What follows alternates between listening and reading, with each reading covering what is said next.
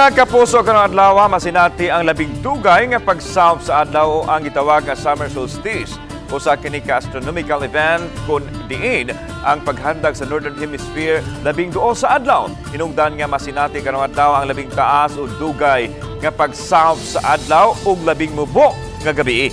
Ug mahitabo kini sa usa ka tuig. Sa mga nasod nga ana nimutang sa Northern Hemisphere, karong adlaw ang opisyal nga pagsugod sa ilang summer season.